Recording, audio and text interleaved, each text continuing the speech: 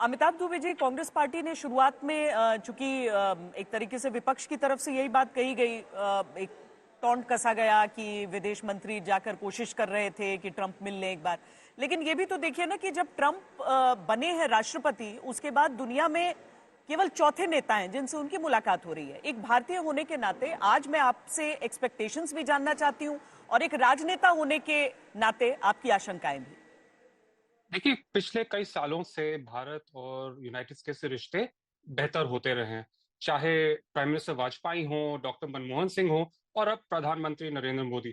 तो इनका जो स्वागत किया जा रहा है, जो अच्छी तरह बुलाया जा रहा है, मीटिंग्स हो रही है, ये इसलिए हो रहा है क्योंकि ये भारत के प्रतिनिधि हैं, अपने इंडिविजुअल रूप में नहीं है वो, क्योंकि 140 करोड़ लोगों के लीडर हैं। ये किया जा रहा है भारत की जो स्ट्रेंथ है, जो उसका इन्फ्लुएंस है, उसका एक ये प्रमाण है।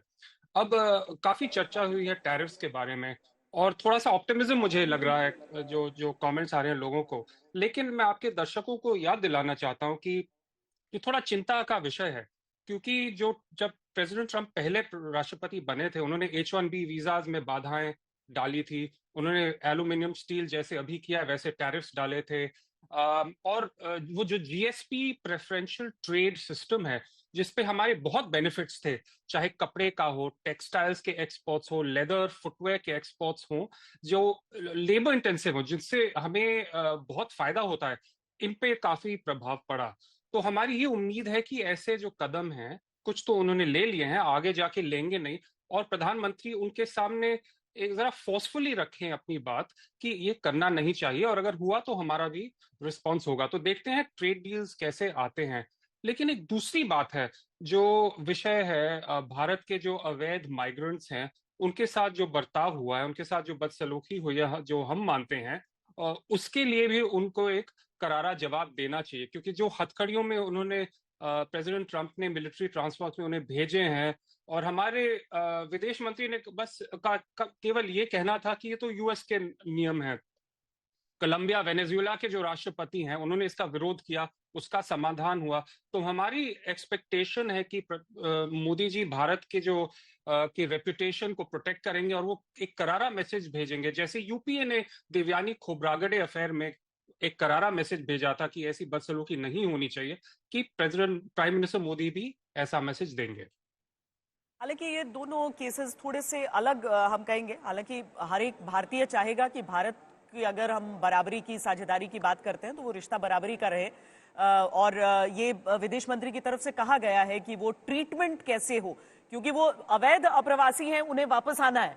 और ट्रीटमेंट किस तरीके का हो, किस तरीके से भेजे जाए, इसको लेकर उन्होंने कहा है बात करेंगे। हम कुछ देर इंतजार करेंगे तो मुझे लगता है वो बारीकियां आ जाएंगी सामने। हालांकि सुशांत सरीन जी अधिकतर बातों से आपके इत्तेफाक नहीं रख रहे थे, तो उनके पास हम चलेंगे। लेकिन रविंद्र जी, आप जो टैरिफ्स को लेकर जो बात अपनी रखना चाह रहे थे, आप प्लीज। टैरिफ्स के बारे में मैं ये कहना चाह रहा था कि ट्रंप टैरिफ्स को इनकम का सोर्स भी समझता है। अव्वल तो वो कहते हैं दुनिया अनफेयर है। इंडिया और अमेरिका के बीच में एवरेज इंपोर्ट ड्यूटी जो अमेरिका में वो करीब 3% है हमारे सारे गुड्स की। इंडिया में करीब 9.5% है। अमेरिका चाइना की 7%, अमेरिका यूरोपियन यूनियन 5-7। तो अमेरिका ये कहता है कि भाई हर कंट्री मेरे गुड्स पे ज्यादा टैक्स लगा रही तो मैं भी वही लगाऊंगा, दैट्स वन। बट उसके अलावा जो अहम एक और एंगल है ट्रंप का, वो देखते हैं टैरिफ को as income for the US government, US treasury.